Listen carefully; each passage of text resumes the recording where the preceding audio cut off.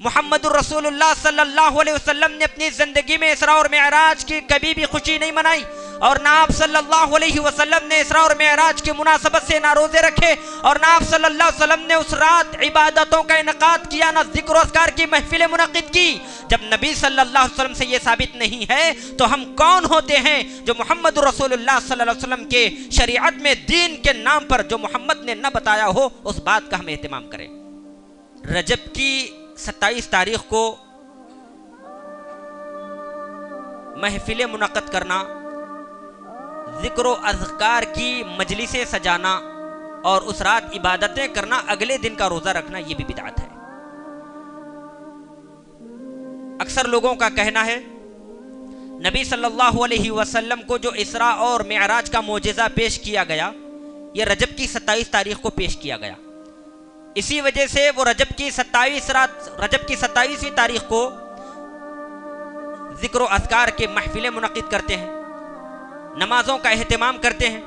اور اگلے دن کا روزہ رکھنے کا اہتمام کرتے ہیں۔ سب سے پہلے یہ جان لیں اسراء اور معراج کی تاریخ کی تعیین کے سلسلے میں علماء کے مابین شدید اختلاف پایا جاتا ہے۔ ابن حجر اسقلانی رحمۃ اللہ علیہ نے اسراء اور معراج کی تاریخ کے سلسلے میں علماء کے 10 سے زیادہ اقوال نقل کیے ہیں۔ ان میں سے ایک قول یہ ہے اللہ کے نبی صلی اللہ علیہ وسلم کو اسراء اور معراج جو پیش کی گئی یہ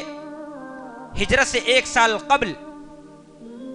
12 نبوت میں پیش کی گئی۔ ایک اور قول یہ ہے اللہ کے نبی صلی اللہ علیہ وسلم کے تعلق سے جو اسراء اور معراج کا معجزہ پیش آیا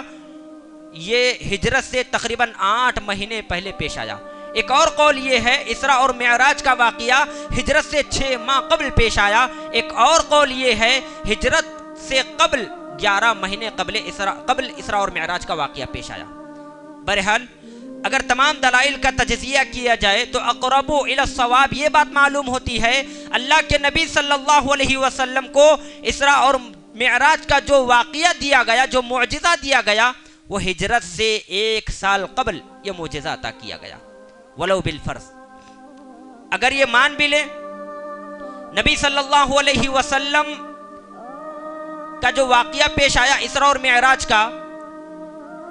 یہ رجب کی 27ویں تاریخ کو پیش آیا، اگر مان بھی لیا جائے تو اس سے یہ کہاں ثابت ہو سکتا ہے کہ اس رات میں عبادتوں کا انتخاب کیا جائے، ذکر و اذکار کی محفلیں منعقد کی جائیں اور اس کے ایک دن کے اگلے دن کا روزہ رکھا جائے؟ یہ کہاں سے ثابت ہو سکتا ہے؟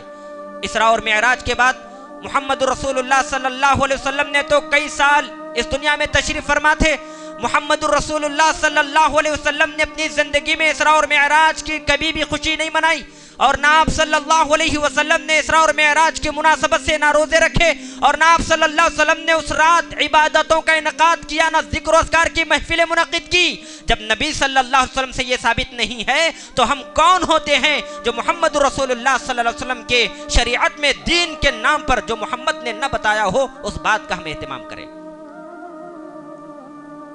اگر کوئی ایک صحیح حدیث بھی ہے اسراء اور معراج کے واقعے کے سلسلے میں عبادتیں منعقد کرنا، ذکر و اذکار کا اہتمام کرنا، اگلے دن کا روزہ رکھنا، اس تعلق سے کوئی ایک صحیح حدیث ہے تو لائیں، اس ممبر سے کہتا ہوں کہ ہم بھی روزے رکھنے کا اہتمام کریں گے۔ اور ہم جانتے ہیں لوہے کے چنے چبانے تو مجبور ہو جاؤ گے مگر نبی صلی اللہ علیہ وسلم کی کوئی صحیح حدیث اس سلسلے میں نہیں لا پاؤ گے۔ تو فضیلت کا اعتقاد رکھ کر اسراء اور معراج کی رات میں ذکر و اذکار کرنا، محفلیں منعقد کرنا، نمازوں کا اہتمام کرنا اور اگلے دن کا روزہ رکھنا یہ محمد الرسول اللہ صلی اللہ علیہ وسلم سے ثابت نہیں ہے، یہ بدعت ہے اور قابل حجت نہیں ہے۔